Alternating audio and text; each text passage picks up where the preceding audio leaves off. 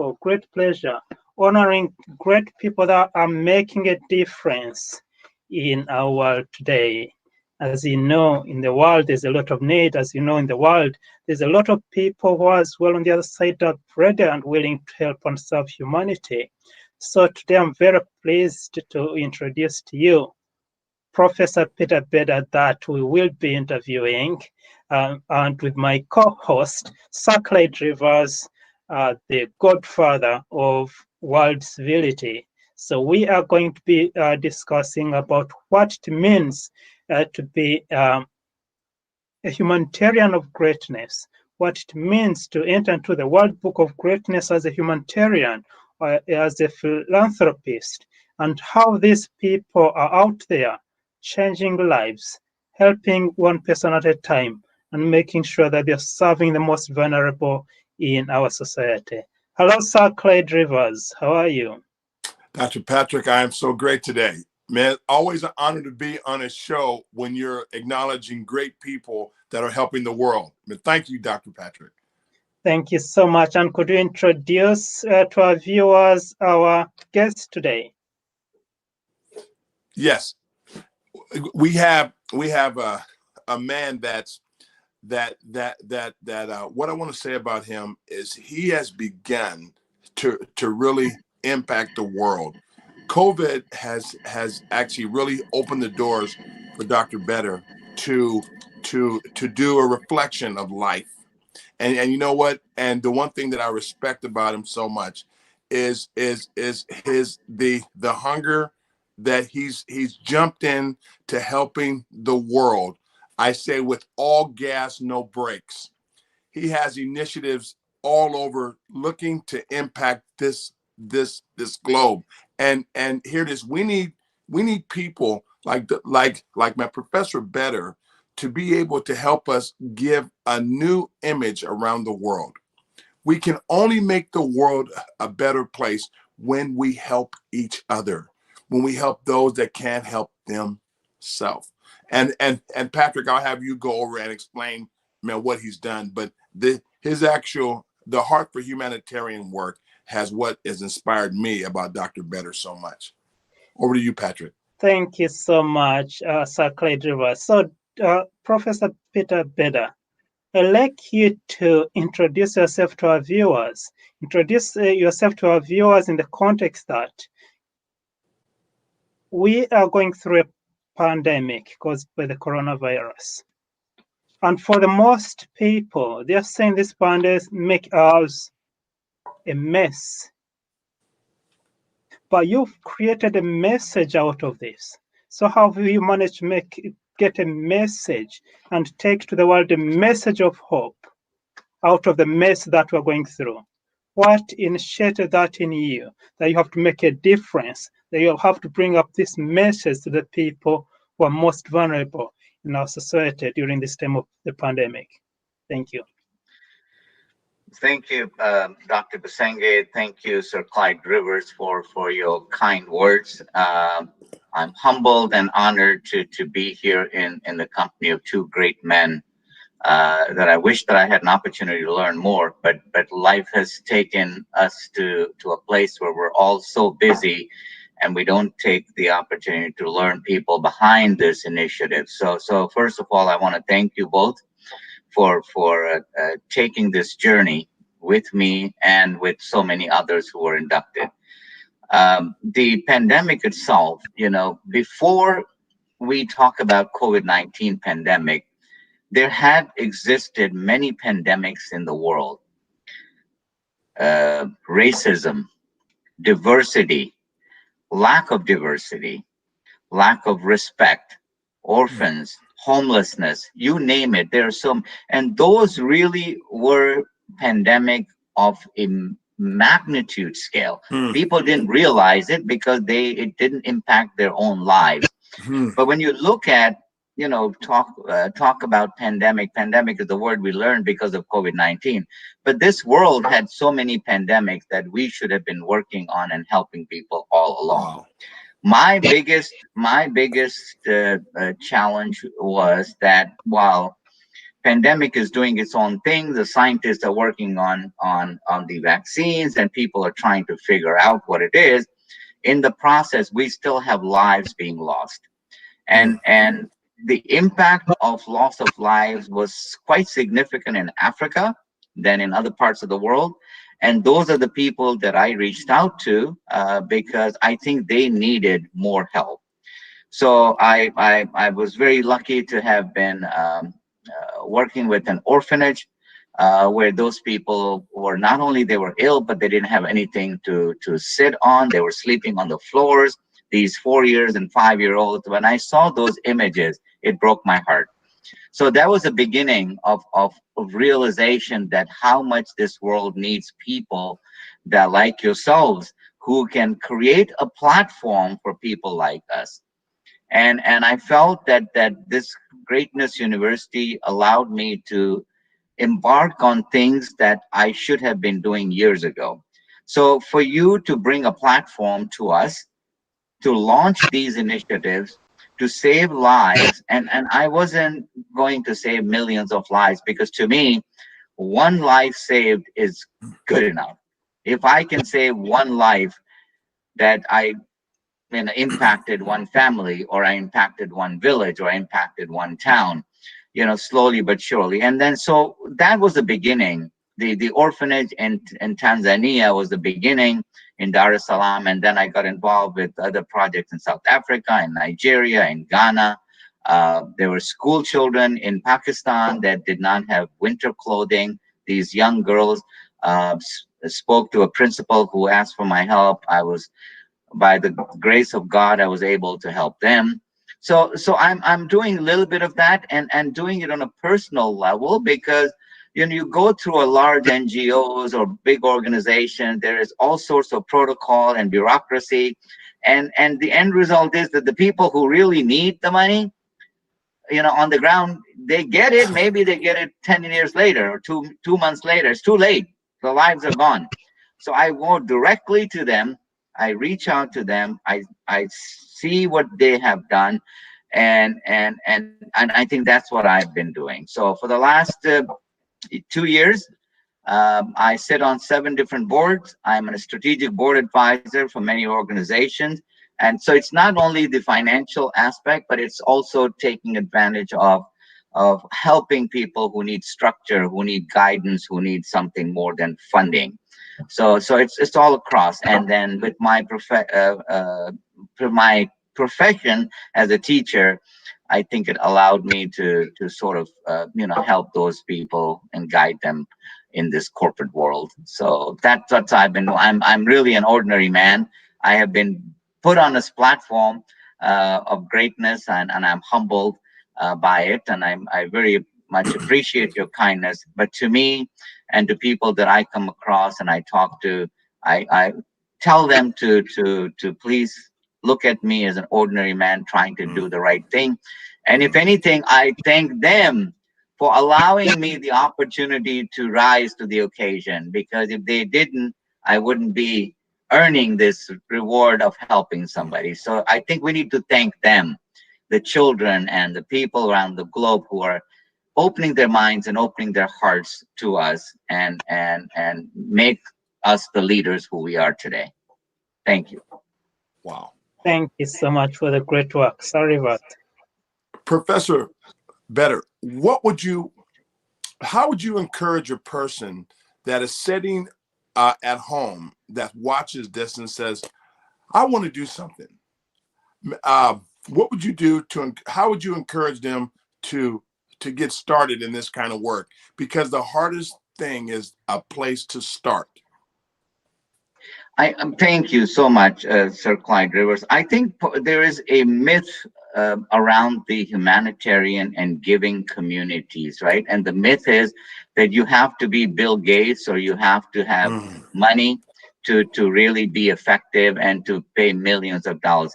And I can assure you, I do not fall into that category. So I think what happens is you need to find out, you need to at least start, and you need to talk to someone and just be a part of an organization, help them, I think that people, when they look deep in their heart, we all want to do good in the community. We all come with a good heart.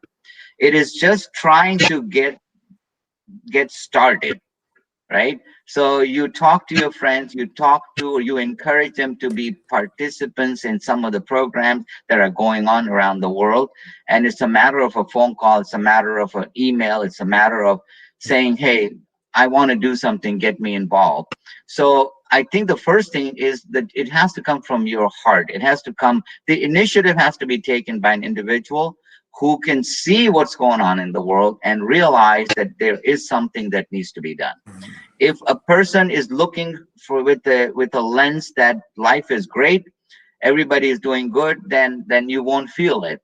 But we know better. If you look and see in every region of the world today, there is not a region in the world that is peaceful. Honestly, That's true. USA, UK, Africa, Asia, Middle East, there is not a single part So true. of this earth that we can say is safe from every ill that we're talking about. Pandemic, discrimination, gender violence, even in rich countries, they just don't expose that. The government allows you not to say anything, but people are hurting all over the world. Yep. To realize that the world needs your help is the single most effective way to help somebody, because if you don't realize it, then you think everything is great and nobody will do anything. But I realize it. So finding people who can listen to you, and going out and identifying someone that you like to help.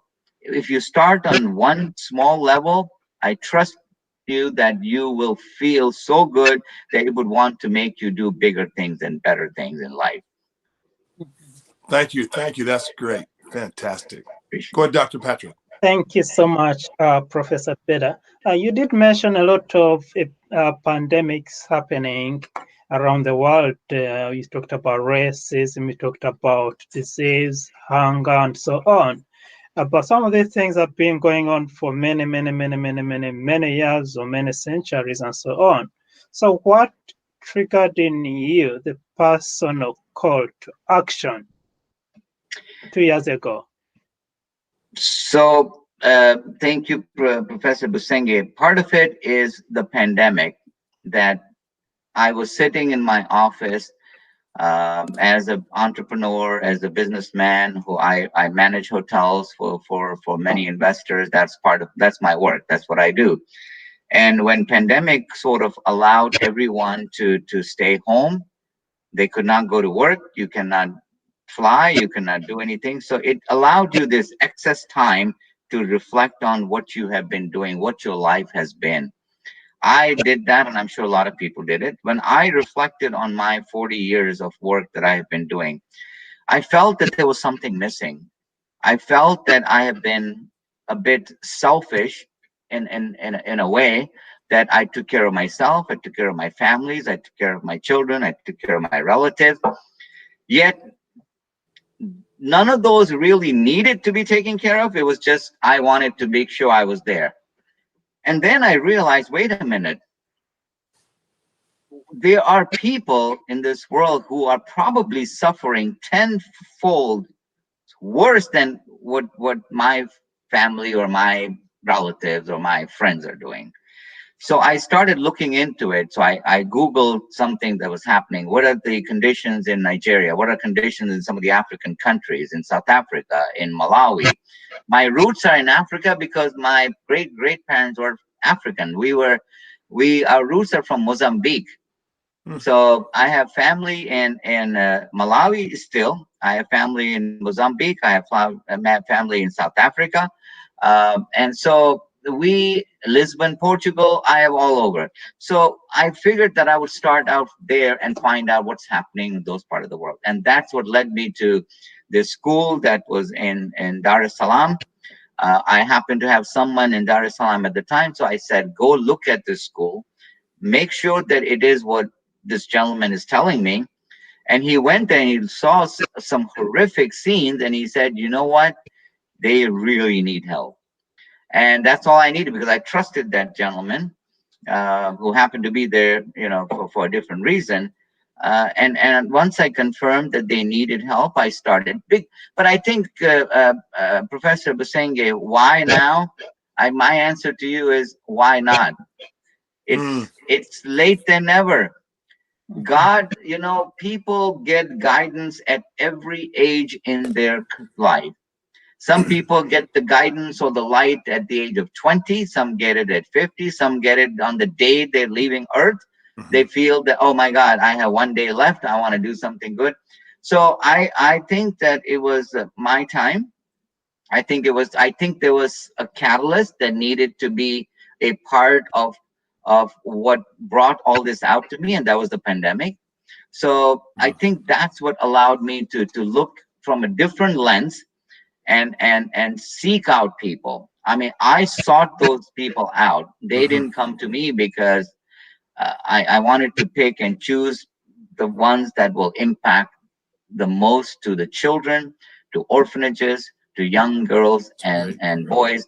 I managed a national tournament in Nigeria where 400 teams participated and came out of the homes because they were all inside and had this pent up energy and violence and drugs and all that.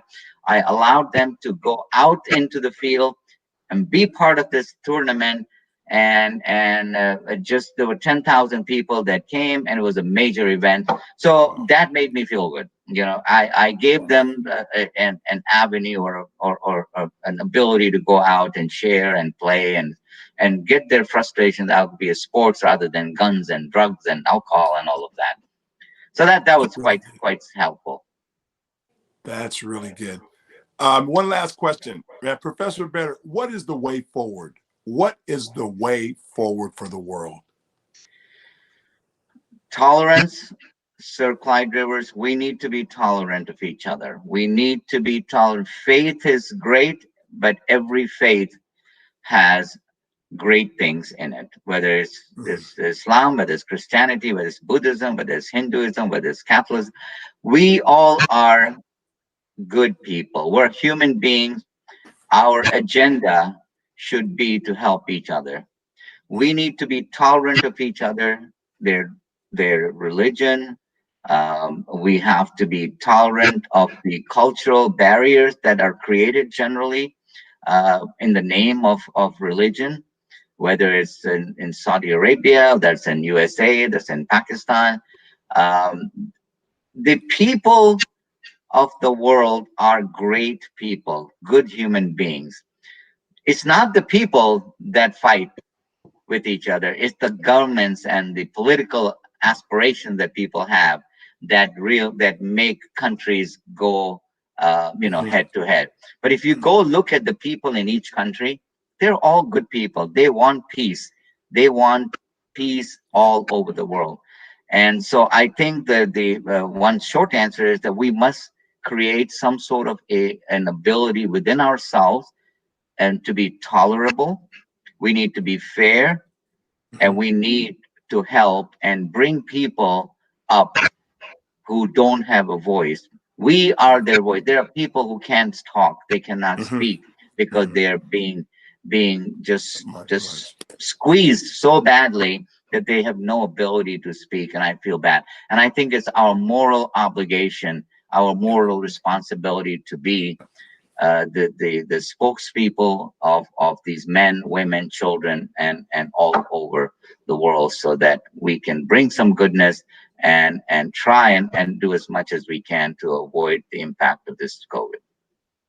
Thank you so much for that great ending to our interview. We're coming to the end of this interview, and we've been hosting the great Professor Peter Bheda and Sir Clyde Rivers with us as well, the godfather of civility, and talking about what it means to be a humanitarian of greatness.